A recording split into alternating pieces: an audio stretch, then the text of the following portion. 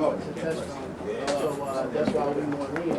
So you got to work a little harder to get rid of that, but you can. Remember this as well. When you want to lose fat in your stomach, men and women, the reason why you don't is because you don't use that muscle. So you lose that muscle in your stomach, and fat is in front of all your muscles throughout your whole body. The muscle is in back of the fat. So you can do push-ups, sit-ups all day long and never see no results, but it's there because you're not burning the fat, you're just building muscle. So when you run, you start to burn that fat because your body temperature got to rise in order to melt butter. So you got to melt that fat, so you got to work out to build it.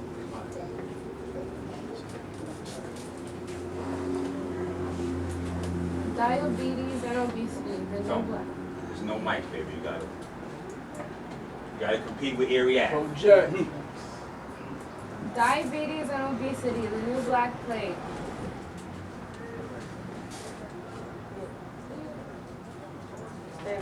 Oh.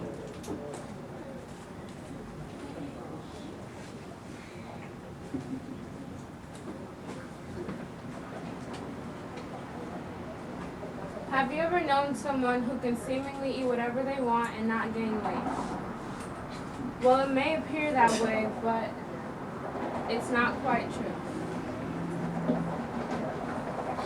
Visceral versus subcutaneous.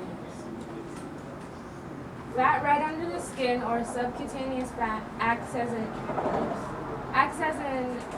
insulator and cushion in addition to an energy storage unit.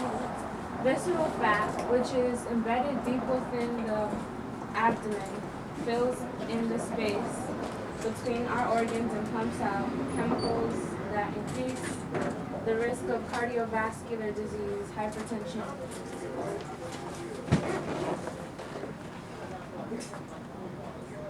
Let's say an Olympian decides they've had enough working out, or a brother comes home from jail as well. They figure they're gonna take it easy and eat Oreos every day. 6 months go by. Not only have they not gained weight, gotten bigger, but they've actually lost weight. Forward another 6 months, and the Olympian begins to pack on the pounds.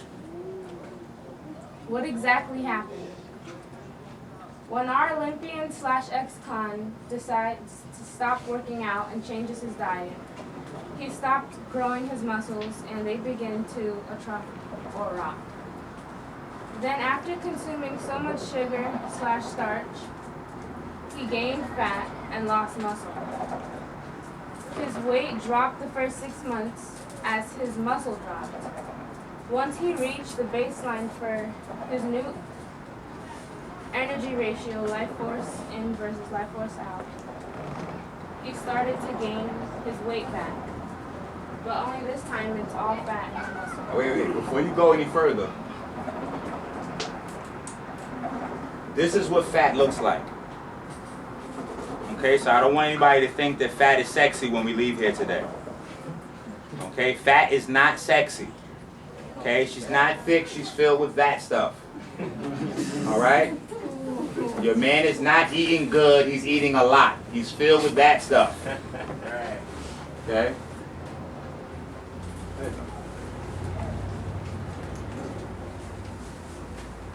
There are two huge factors that determine how many calories muscle burns.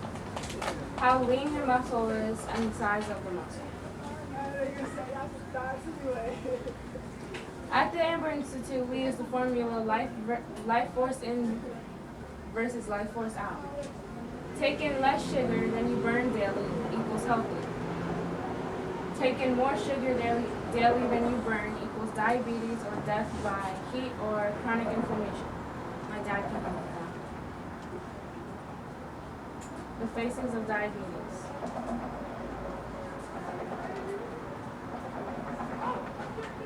So what does this mean right here? These are all celebrities that have diabetes. Tell them. These are all celebrities that have diabetes.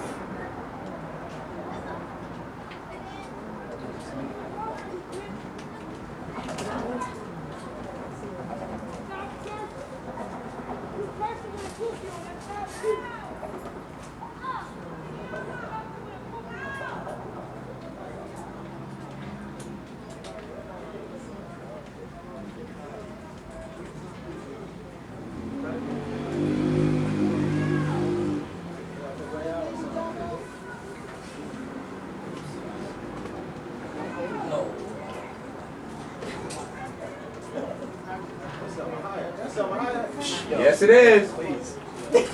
Yo, I heard Ray Allen's son Now wait. type 1 got diabetes. Muhammad Ali doesn't have it, but Joe Frazier.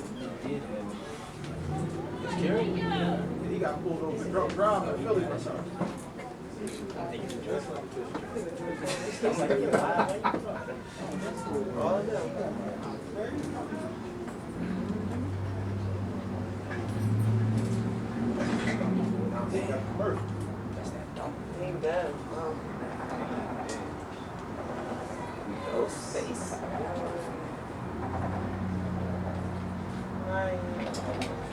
Rest in peace.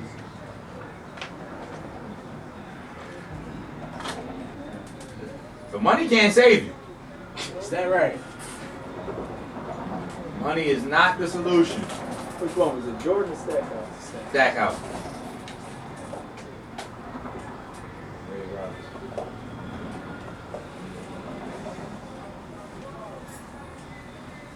Boston Ducks.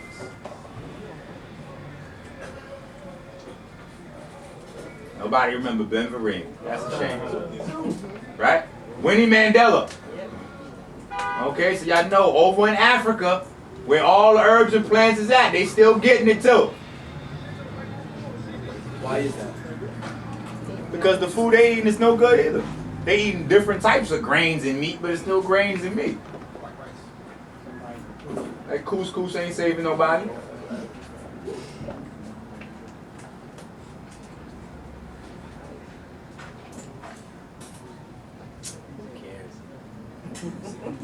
The young kids care about Jonas Brothers. Oh, that's what that was? Is there healthy fat? Not all fat cells are created equal. Some obese people are metabolically healthy, while others have metabolic diseases. And it turns out you can see the difference on a cellular level. Brown fat cells are good for you, and white adipose tissue kills. The major difference is brown fat cells have iron and can produce their own energy, and white fat cells are leeches.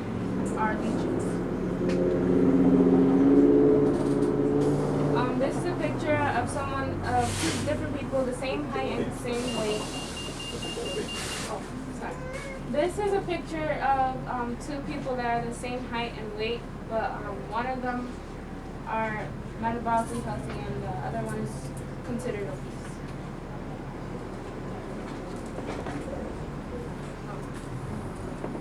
Let's say an obese person tries to lose weight. They weigh themselves. They cut down on fatty foods and take an aerobic class every day for a few weeks. They get back on the scale and are shocked to see that they actually gained a few pounds. What happened? When you start to exercise, it may be a while before you see any visible results. Because just like when you first started gaining weight, it took a while before it started showing. You start to burn the fat in your muscle before you burn the fat in your skin. As the intramuscular fat begins to be replaced by muscle, your appearance doesn't dramatically change. You might actually gain weight simply because your muscle weighs more than fat, even though it's taking up the same amount of space after more of the excess intramuscular fat is gone. Your hungry muscle cells will start looking to turn to subcutaneous fat.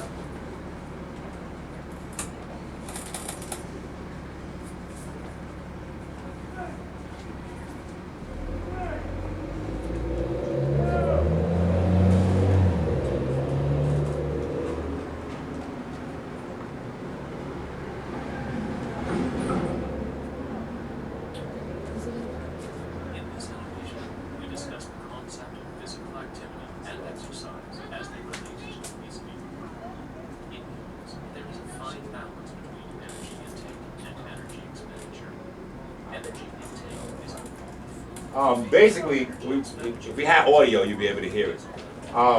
What this is demonstrating is the relationship between your energy input all your energy that you're eating in the form of food and the energy you're burning off. This is where diabetes is created.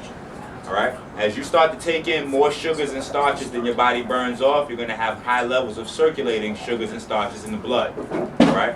So this is why you have athletes and weightlifters and bodybuilders that eat garbage all day and confuse you when you're trying to make a decision about what direction you should go in. Because you see them eating garbage all day and they're healthy as an ox. You don't eat nearly as bad as them, but you're sick as a dog. The reason is because they're burning it all off.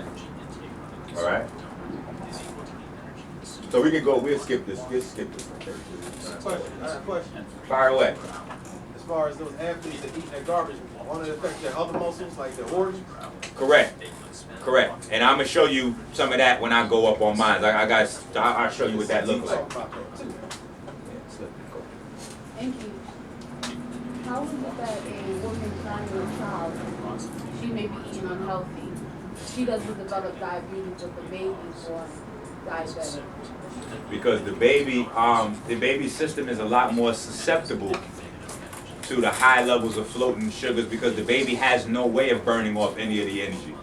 So as the mom is still walking and dealing with whatever, and she's even exercising by carrying the baby around, the baby doesn't do anything but sit still.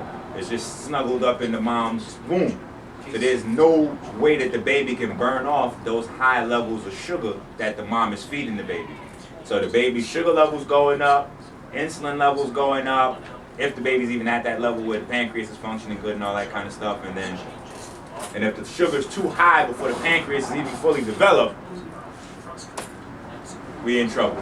And our mothers are trained negatively to load up on bologna. Oh, what you want, some ice cream? You must be pregnant. Oh, you pregnant, baby? I'm gonna load you up on some ice cream. So you go out and get 12 gallons of ice cream for pregnant mothers when you're supposed to be trying to avoid that stuff. She was eating Oreos. Tell about herself. Does a baby automatically, like a pregnant woman, does that automatically mean that she's gonna gain 100 pounds? If she eat the right things while she's pregnant, she won't gain all that weight, right? Correct. She doesn't have to put on all that extra weight. That's what happens is because the diet we eat is so devoid of minerals, what doctors tell you to do is just eat more food. Eventually you'll get to a point where you get something out of that. No. If you eat a much more mineral, nutrient-dense diet, she don't have to load up on that stuff. But we see actresses do that all the time because they have nutritionists to make sure that after the baby drop, they can get back in front of the big screen. So this is how you have an actress go from 6-pack, 9-month baby, right back to 6-pack, and she's right in front of the camera screen again in 3-4 months, and we don't know what happens. And a lot of women, oh, she must have had a surgery or something. No, she didn't. She had a nutritionist. So while you had ice cream, she had salad. While you were sitting down, your husband trying to tell you, no, don't worry about it, baby. I'm gonna rub your feet. Don't do nothing. She wasn't doing that. She was getting around that her fat butt around that track all the whole time. Because if you see Africans have no problem with working. They're in the hair braiding salon right now, 9 months pregnant. You're standing up on their feet the whole day. So there's nothing wrong with exercising as a pregnant mother. The problem is, if we're not used to exercising ever, then we get pregnant and try to exercise at that point, your body's not even ready for that.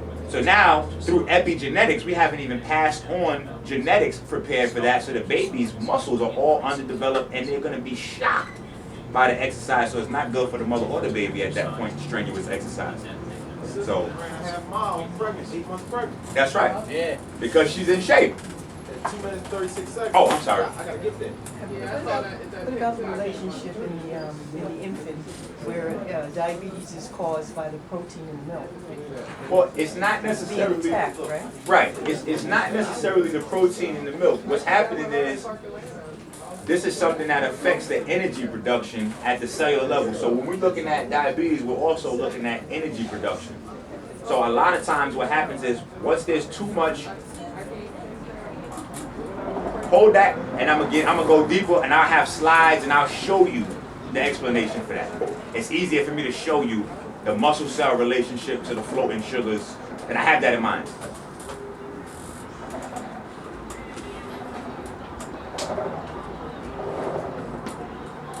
Body types.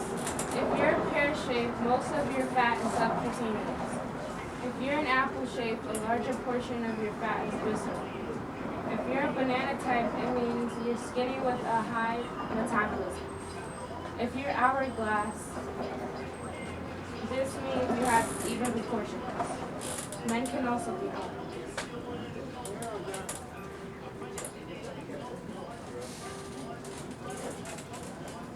Let's all stand and stretch and figure out our body types. Get him up, Tone. It's your crowd. You got to get him out. No, y'all stand up. Stand and stretch. Yeah, I actually needed that. Yo.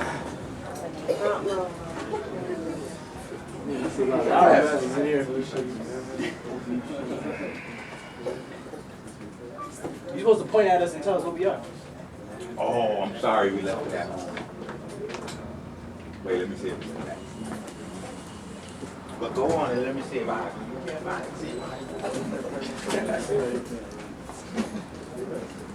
Come on, y'all, wait. See, y'all don't even. We supposed to be unifying, y'all just letting me out here by myself. Sorry. I don't take it personal.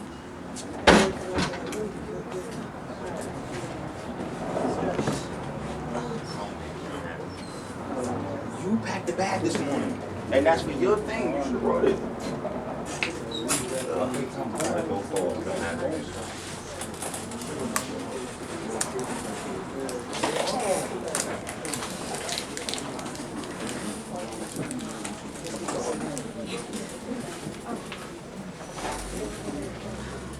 Body fat. What she's whispering, asking me is if I had the body fat percentage little gadget that I have so we can figure out people's body. One of us didn't pack it today. So, yeah, I'll take the unnecessary roughness. It's fine. Body fat percentage. This is if we had the Right. thing, you would be able to know what category you fall under. Because you can't tell on the scale. Body fat and body fat percentage is different than BMI. Now, let me say this. Since we don't have the machine, this is important though, because this is how we can detect early stages of cancer right out the gate, your body fat percentage. All right? A lot of people think because they're slim that they're not fat. Okay? Your size outside has nothing to do with inside. So you have big people that are big that actually are carrying less fat than some of the skinny people walking around. Okay? That's very important to know. All right? And I think we got the slides so you can see this.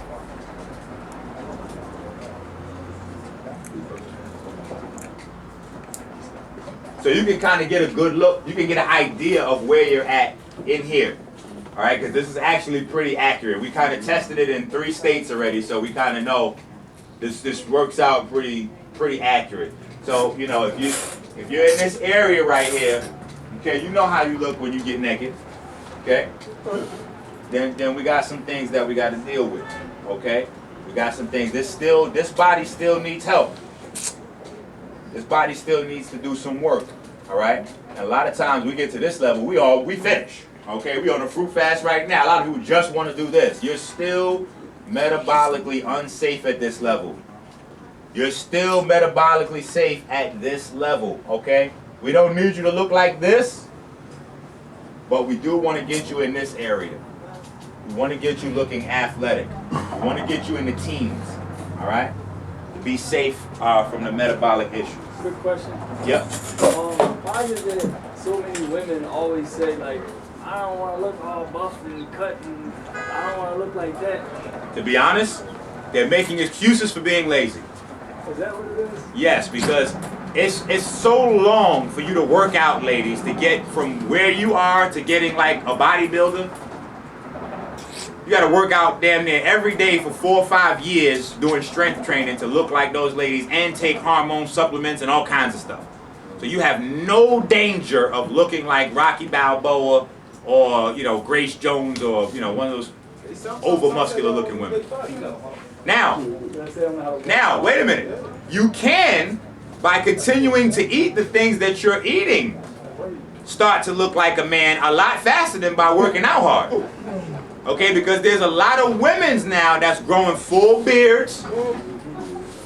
They have shoulders, and even the babies are coming out looking different now because of the hormone mixing. Women no longer are having the feminine neck and shoulders. Their shoulders are just as broad as yours. Turner syndrome. That's right. So that's definitely a hormone thing. So you don't have to worry about working out. Working out is not going to hurt you. So what about like athletes, like football players? Like me, I'm a football player, I'm a college football player. So I gotta stay between 45 and 35. So if you go back to the slide, I'm probably like at the body fat percent, I'm probably at like 5, like the last one over to the right in the middle of it. That's probably like Right. But you don't have to be there to be at 245.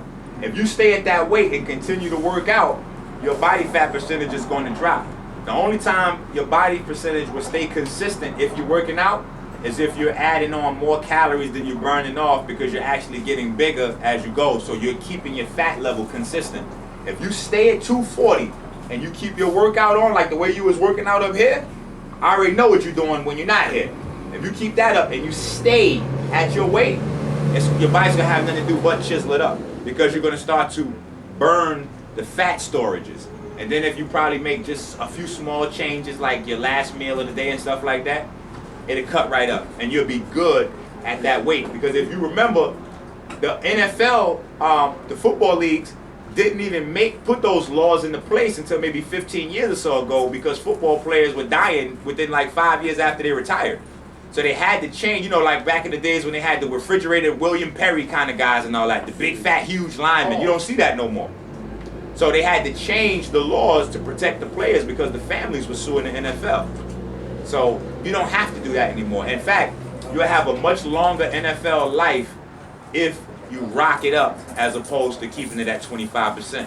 That's why Ray Allen is still looking the way Ray Allen looks on the basketball court, where guys that played when he started aren't even in the league anymore. You look at Dominique Wilkins. Dominique Wilkins looked terrible. Look at Michael Jordan now. Michael Jordan looked terrible. Every time you see him, his face looked greasy. Ray Allen's son got type 1 diabetes though. Ray Allen, good money though. Right. See, Ray Allen's son is on that couch watching his dad. He need to get out there with his dad, and he'd be all right.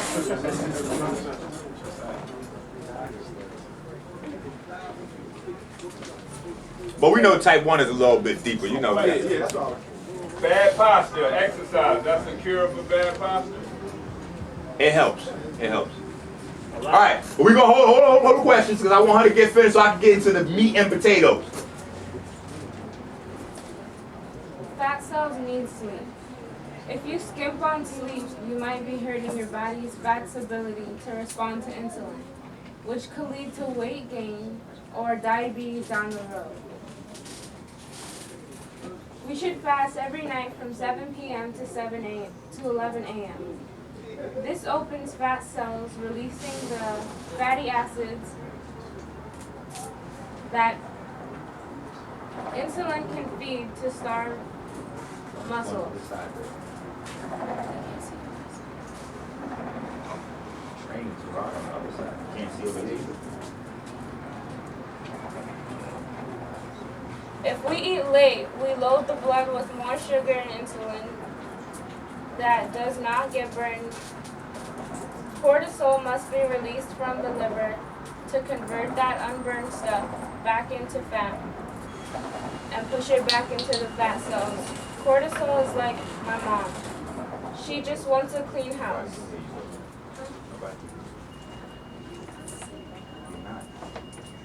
You yell at your sister louder than that.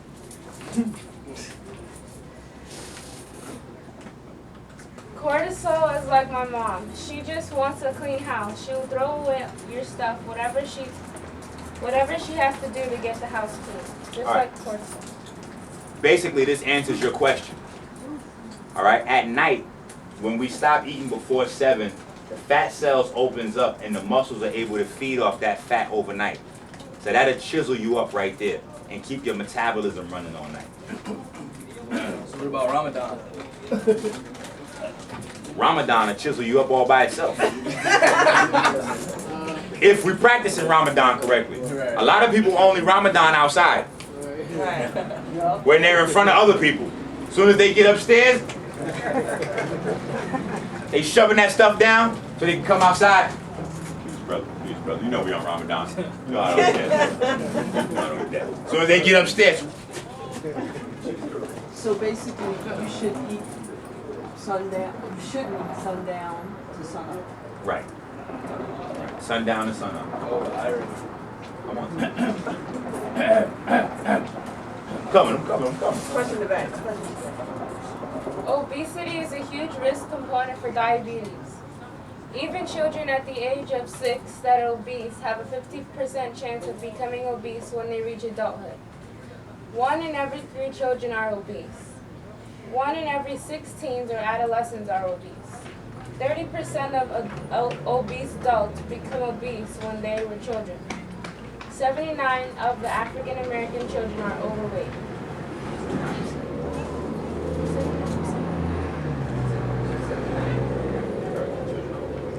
Oh no, 79% of the African American children are overweight.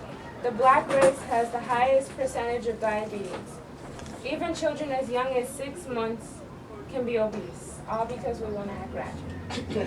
Right. Oh, man. Those look like some arrows to me. This is how my dad used to look. That look just like you too. That's crazy. Damn, bro, you came a long way. That's pretty vegan ink. Yes, that's the Fuddruckers Inky.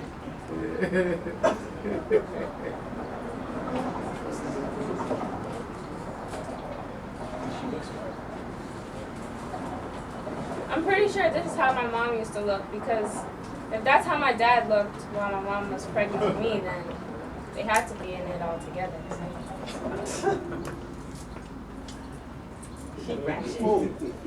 People at Walmart also. Yeah, they got a lot of wheelchairs in the market. Yo, tell me about it. She got 4 carts. When I was little, there wasn't a lot of fat people or gay people. They go hand in hand.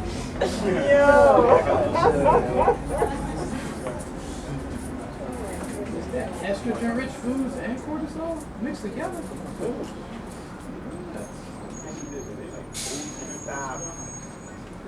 That's my other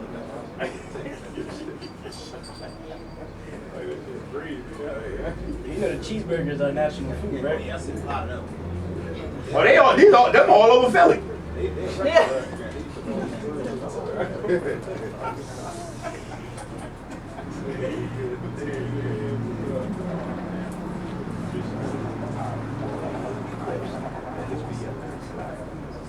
Hold on, please.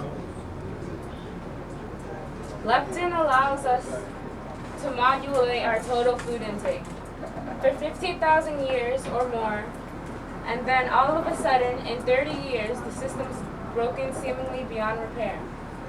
One signal of the brain is the starvation signal, and leptin tells your brain you've had enough, and you can burn energy properly. But when you don't get the energy signal, your brain thinks you're starving. The site where dopamine works is the nucleus accumbens. Dopamine is a neurotransmitter. It conveys the feeling of pleasure. And pleasure, for lack of a better word, is good. Except that too much pleasure, as it turns out, is not. In the process for going for more pleasure, we have changed our dopamine system. And one of the keys to addiction is the idea that after stimulating the system chronically again and again and again, the receptors for dopamine signals are now downregulate and now there are fewer of them. You have to eat more to get the same effect. And then when you pull the chemicals that cause the pleasure away, now there's no dopamine and fewer receptors that give you symptoms of withdrawal. So tolerance and withdrawal are the hallmarks of addiction. Sugars specifically downregulate the same receptors in the nucleus accumbens as does all of the other abusive compounds such as nicotine, alcohol, cocaine, morphine, cannabis, etc.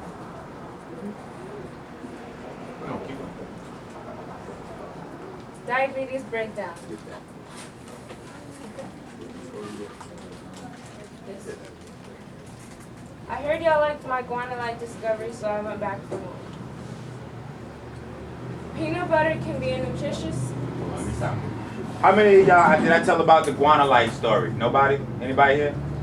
Alright, one day she came home from school and she told me, Daddy, I didn't know that there was bat doodle in the potato chips. So I said, baby, hold on, I do the health studies, you know. I got this. There's no doodle in the potato chips. You know, white folks is off the chain, but there's no doodle in the potato chips. The Daddy, there's doodle in the potato chips. It's called guanylate. So when I looked up guanylate, guanylate is made from bat guano, which is a slick way of saying bat shit. So this is her second. She's coming back now with more doodle research for us.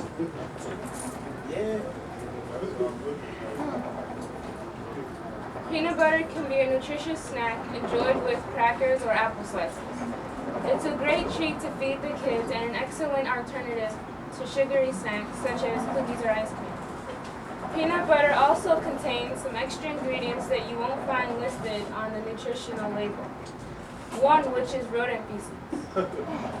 As with other food items, the FDA finds that a certain amount, 5% of rodent feces, or other rodent filth such as hair, is permissible in peanut butter. As long as you get crunchy peanut butter, you probably won't notice the difference, right? Confectioner's glaze or resinous glazes are ingredients that are used to produce a smooth, shiny coating on certain types of candy and chocolates. These particular ingredients are produced by the female lac insect and are derived from its feces. Tastes sweet, doesn't it? Wheat is an ingredient used in endless varieties of food products.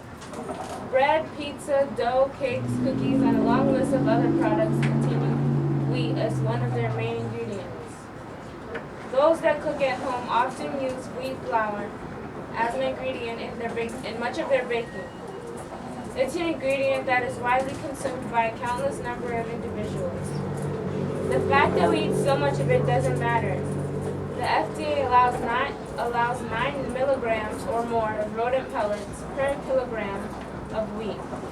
In other words, a small percentage of rodent feces is tolerable in wheat and permitted to enter our food supply. Bread, anyone? Not even plastic surgery will save you. Once you go knife, you're stuck with that face for life.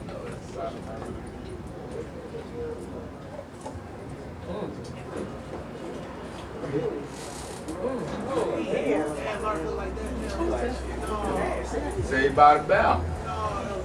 She should have stuck with the bell instead of the knife. Right.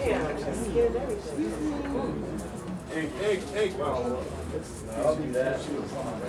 Yes, ma'am. I was reading on the news, because I go on the web and get news, but in the UK,